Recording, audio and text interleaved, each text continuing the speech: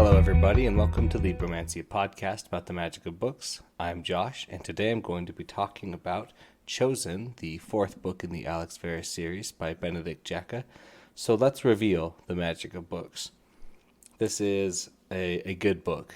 This is the fourth book, and I feel like the first three have really been leading up, and this is where things are going to start getting really intense for Alex Verus in this series. This book, it has its own plot, but I feel like the stakes, I can't say that the stakes of this book are any less than the other one, because when your stakes are death, usually you can't, that's not a low stake. So it has some high stakes from a low source or a different source than normal. But this book deals a lot with Alex Verus's backstory about his time as a dark apprentice and the other people who were there with him. And so it's really good to see that and to understand that a little bit more. I thought that was a good part, but you can see that this book almost is at the turning point. Like, okay, things were bad, things were going. He's had some ups, he's had some downs. Now things are turning toward the down. So I don't think there's anything I really can say that was bad. No, his writing is always as good as always. It's economical. These are short books, so you're not getting a lot of bloat or anything like that. They have a nice plot structure.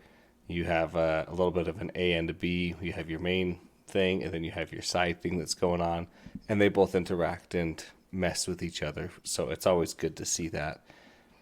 The characters, I think there is some character changes in this one, and we'll talk about those more when we get to the spoiler section. So the characters are good. They continue to grow and improve. They do not remain static unless we're not seeing them on screen, right? So I think that's good.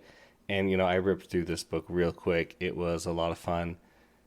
I have a blast reading these, and I'm really excited to keep going and finish the series in, 8 more books, because there's 12 so far. So I think we're just going to go into the spoilers then. Let's talk about what happens in this book. So in this book, we start off with Alex, and he's still training and having Varium and Annie live with him. And he's taking Luna out to get to a train and do some chance magic on some casinos.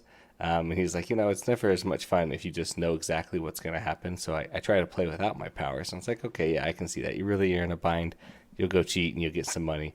You're not in a bind. You want to have some fun. Poker's kind of fun. See how you play. But because of that, he's ambushed by a bunch of adepts who are trying to kill him.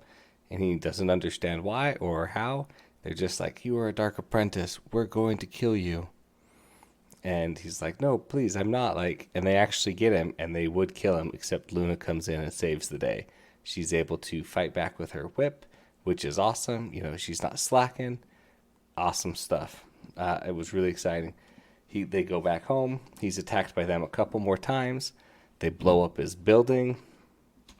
While at the same time, he's trying to figure out a new master or trainer for Varium and Annie.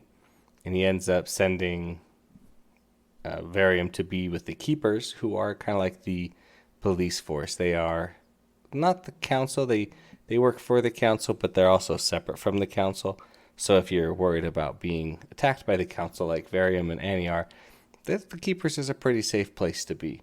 But Annie, she's not able to find a master because nobody trusts a life mage to protect them, because every time they touch you, you're taking their life. They can take your life in an instant. No defense, no blocking. So it was, it's interesting to learn a little bit more about that. And we know that Annie is really good at it, because when we saw her in the last book, there was no hesitation. There was just, I touched the undead monstrosity and it's dead. And I touched the undead monstrosity and it's dead, instantly. No hesitation, which comes with skill, which means a lot of practice. And of course, Annie, stays true to her character, and she's like, I don't want you to kill them. Don't kill them. And he's like, I don't want to kill them either, but I might have to, I was so good. We can just skip to that a little bit. Let's keep going with, I think. They keep attacking. The keepers want some help from Alex, or a Keeper Caldera wants some help from Alex to investigate Richard's mansion. There's rumors of Richard coming back, and we don't even know where Richard's gone. But we learn in this book he went to a different world with a world stone, which is similar to a gate stone, but, for different worlds. And it's like, okay, that's intense. Why? What was in this other world? How did he know that the other world even existed? Which this actually plays into the whole thing, because the whole reason these adepts, or one of the reasons these adepts are attacking him, is because their leader, Will Travis, is an adept, and he's a time adept, so he can cast haste on himself. But his sister is Catherine, whom Alex Verus kidnapped with his other dark apprentices 10 years ago.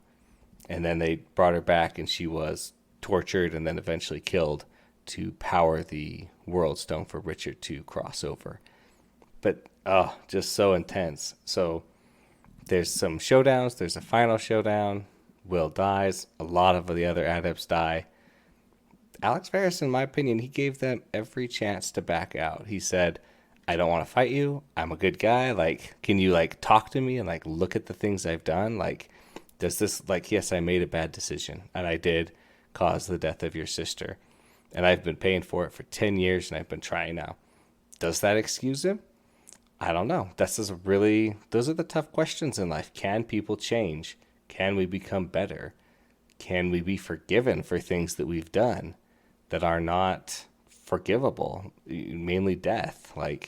You can't right that wrong. So, but you can sure try your best. And usually killing somebody else, in my opinion, killing them is not the answer if they are trying to make a real change. So I'm totally on Alex's side. And of course, I'm also on Alex's side because it's his book and he's awesome. And Will sucks. He gets a little bit of that, I just want to kill you. My revenge will come at all costs. I'm not going to pay attention. So, so much is going on, though. So we learn why Alex turned away. After they caught Catherine and Tobruk, one of his fellow dark apprentices, killed her boyfriend, Alex was like, whoa, I did not really want to be in the just randomly killing people party.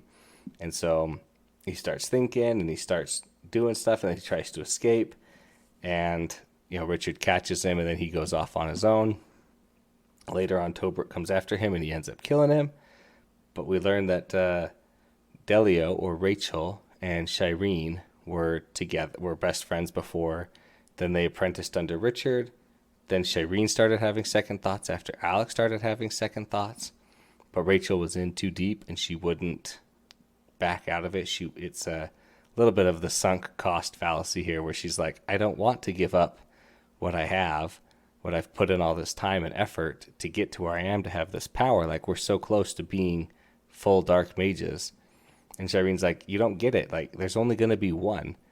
Richard doesn't want 2 dark mages under him. He wants 1 chosen, not 2. And then Rachel kills her purposefully, accidentally. And then Richard comes in and tells her harvest Shireen's magic and brings it into herself to make Delio/Rachel stronger. And then she takes the name Delio as her mage name, which is just, it was intense reading it. You're just like, that's what happened. She just killed, attacked her best friend in this moment of panic. And then she was pushed by Richard, who's this master manipulator that we've known he is for a while.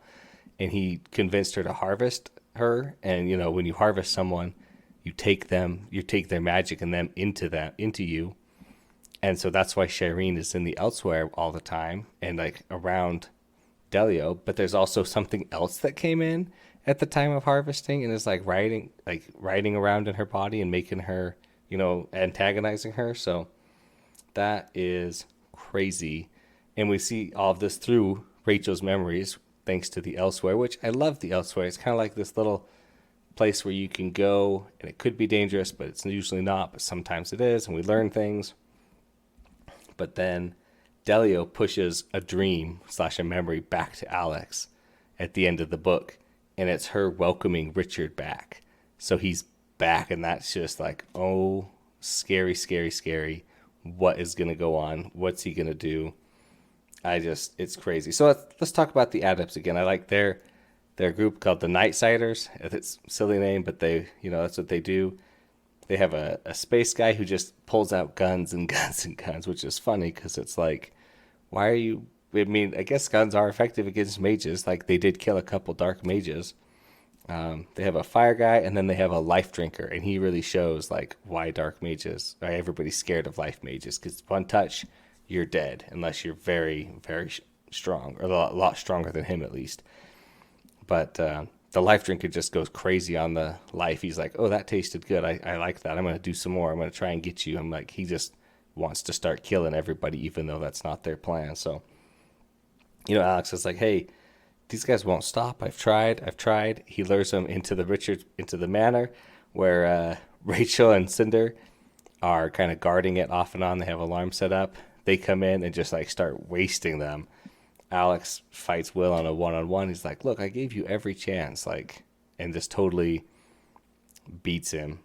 But I forgot to mention, this is what makes it so tough for this, is earlier in the book, Alex reveals his past to Sonder and Luna and Anna and Varium. And he's like, this is, like, you guys know I was a dark apprentice, but like, this is what I did. Like, this is my great shame, like the greatest shame I have here. Like, I took this girl, I let things happen to her.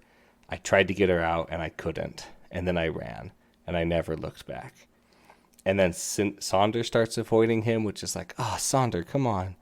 You're a good guy. Like, just like, see the truth here that like, he is trying to be better and like, nobody's perfect.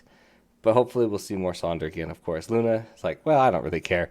The light mages all suck. The dark mages all suck. Like, but you were there for me, and I'm sticking by you no matter what. And Anna and Varium also are the same, pretty much the same way. So I like that. But then at the end, Annie does leave him because he refused to not kill the mages. He put them in a situation to get killed, even though he only killed one of them. But she can't stand that because she doesn't like violence, because she's, I feel like when she was tortured to practice her life magic and just kill a bunch of people, that probably had a negative impact on her psyche, that she just doesn't like killing, which is totally reasonable. And I'm really not, I don't want to call her out and be like, look, violence is a part of the world, because it doesn't have to be, but we make it a part of our world. But she's trying to not be violent. That's totally fair for her. And then I love that Alex talks with Lee at the end. He's like, look, those other guys, they were the muscle, but you were the one who found me every time. If they didn't have you, and if you had said, look, you guys just want to kill him, you're not even trying to decide if he's a good guy or not. Like, you could have said no and just gone away and just not found me. And then if they can't find me, they can't kill me. I didn't tell you to like keep finding me and trying to kill me, but you guys did, and because of that, people died. It's not just on me, it's on you too, and that's true. Like, he could have stopped it at any time. And then this was, I know I'm bouncing all over the place, but it's just a good book and I liked it. And there's so many fun things to talk about. The imbued items. Arachne makes him some armor, which is awesome. But we learned that imbued items, you definitely don't want to use them all the time, because we've seen this warning 2 or 3 times. But in this one, he has to use the mist cloak to stay hidden so that they can't find him. And he gets to Arachne's and he's like, hey, I'm here. Like, and she's like, take it off. And he takes it off and he's like, wait a minute. Why am I transparent? And she's like, well, the mist cloak wants to hide you. And eventually, if you keep wearing it, it does such a good job of hiding you that nobody can ever find you again. Ever. And he's like, what happened to the people who wore this before? Like, if there's any. And like, well, I'm guessing the mist cloak hides them still to this day. So that's a scary, scary, powerful item. If you wear it for a couple days, you start going transparent and you could fade out of this world. And who knows where you'd end up.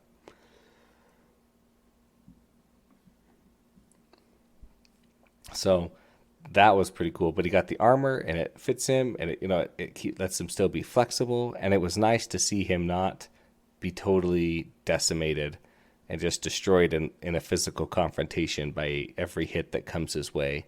because he's not, he's a guy. He doesn't have super muscles or super strength. He gets hit, he gets shot, he's going to start bleeding and losing strength. So I like that he actually has some armor here.